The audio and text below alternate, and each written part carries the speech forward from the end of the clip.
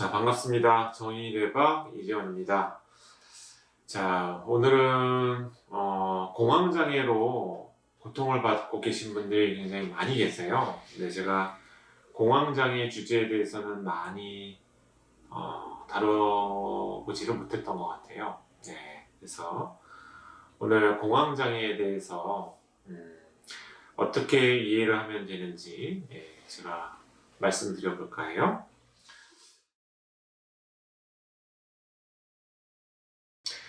공황장애라고 하는 것은 패닉 어택, 공황이라고 하는 불안이 발생을 해서 생기는 건데, 이 공황이라고 하는 불안은 기본적으로 이유를 알 수 없는 불안이고, 그리고 이게 짧은 시간에 지속이 되기 때문에 한번 경험을 하게 되면은 공포증이 생기는 거죠. 또 그런 불안이 올까봐. 예. 그래서 이 두 가지 불안, 패닉 어택과 공황과 공포증을 동반을 하는 이제 불안장애 일종, 이게 이제 패닉 디소더라고 하는 공황장애입니다. 자, 그래서 이런 공황은 왜 생기느냐? 그 이유는, 자, 여기서 이제 요 그래프를 보고, 요 표를 보고 제가 말씀을 드릴게요. 사람의 마음에는 왜 이성이라고 하는 곳과 본능이라고 하는 곳이 있죠? 그래서 이 힘의 균형 관계가 중요한데, 보통 성인 수준에 오르게 되면 이 전두엽의 기능이 본능을 충분히 억제할 정도로 기능이 강하게 발달을 하게 됩니다. 그래서 나의 어떤 욕구나 이런 것들을 아주 어릴 때는 제어하기가 어렵지만, 그래서 졸려도 울고 배고파도 울고 이런 게 어린 아이잖아요, 그죠? 그래서 이런 것들을 제어하기 어려운 상태에서 어른이 되게 되면 배고프다고 울고 뭐 졸립다고 울고 잠투정하거나 이렇게 하지는 않아요, 그죠?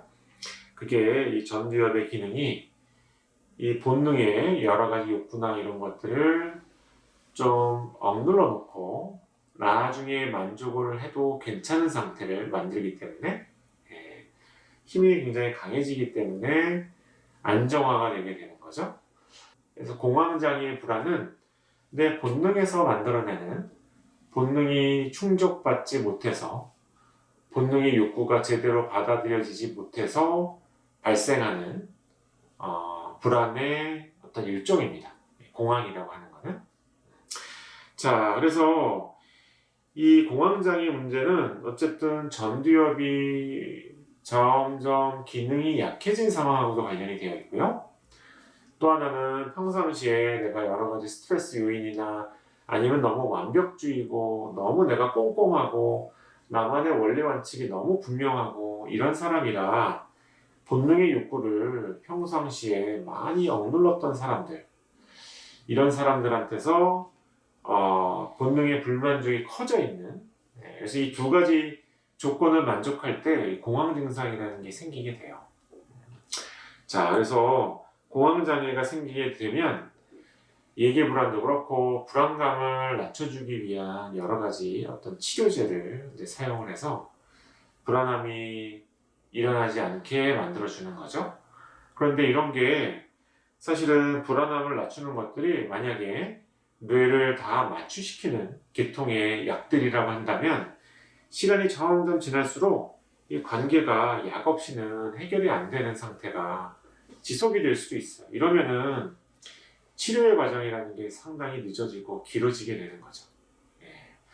자, 그래서 공황 증상을 해결할 때는 물론 여러 가지 의학적인 치료로 약물로 도움을 받으시는 것도 중요한데, 이렇게 이 불안감을 무조건 낮추고 재우고 이런 어떤 안정제나 항불안제에 너무 의존을 하게 되시면 이 문제 해결이 더 늦어지게 되는 거예요. 그래서 결국은 뇌의 전두엽의 기능을 많이 떨어뜨리지 않는 건강한 생활 패턴을 찾으셔야 되는 거고요. 그러기 위해서는 술도 조금 줄이고, 또 안정제나 이런 것도 점점, 항불안제는 점점 끊으시고, 너무 과로하지 말고, 수면은 규칙적으로 한 8시간 정도는 충분히 주무시고, 이제 이런 뇌 전두엽 기능을 강화시키기 위한 조건, 그런 어떤 나의 노력이 이런 공황 증상을 해결하는 데 도움이 될 거고요. 또 본능의 불만족은 내가 기본적으로 이제 추구해야 될 여러 가지 것들을 너무 본능에게 만족시켜주지 못하는 이런 상황 때 생기게 되는데요. 그래서 내가 지금 너무 일을 많이 벌려놓고 바쁜 생활을 하고 있다고 한다면 나에 대한 기대감 이런 것들을 조금 낮추고 좀 천천히 가시는 게 좋아요. 왜 인생이라고 하는 게 100m 달리기처럼 뛰어가서는 오랫동안 유지할 수가 없잖아요. 그래서 나의 목표를 조금 더 낮추시고 또 너무 어렵고 이런 것들은 포기할 수 있는 것들은 조금 포기를 하고 대신 본능이 만족할 만한 여러 가지 나한테 좋은 거, 나의 욕구 충족 이런 것들을 좀 늘리시는 거죠.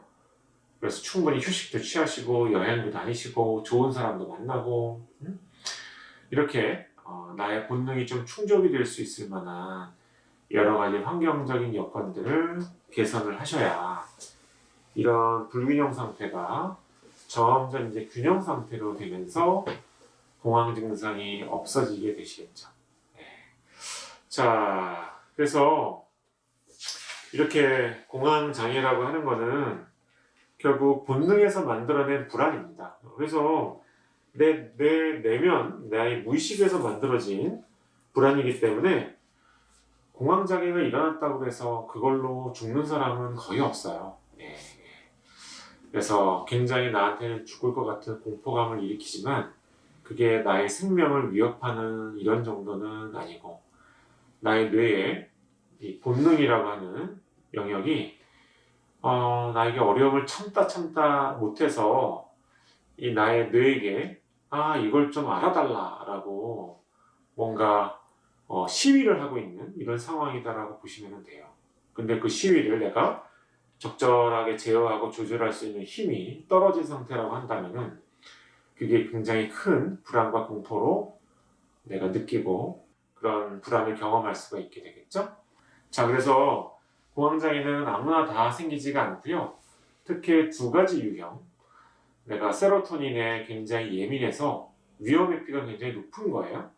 그래서 나는 이걸 해도 위험한 것 같고 저걸 해도 위험한 것 같고 이런 불안이 너무 많이 올라오니까 이것도 안 하고 저거는 내가 좀 피해야 되고 이거는 내가 좀 조심해야 되고 이런 게 있으면 이건 무조건 피해야 되고 이렇게 나만의 원리 원칙이 너무 강하고 그래서 뭔가 나의 본능을 확 억누르고 자기를 제어하고 이런 게 굉장히 강하신 분들이 있거든요. 굉장히 철두철미하고 생활도 굉장히 계획적이고 이런 분들 이게 이제 위험회피가 높은 분들인데 그래서 이제 이런 분들한테서 좀 많고 또 한 가지는 이렇게 약간 내재화하는 나의 불안을 받아들이는 시스템에 굉장히 조금 예민해서 뭔가 어려움이나 불안이나 이런 것들을 꼭 좀 눌러놓는 이런 스타일의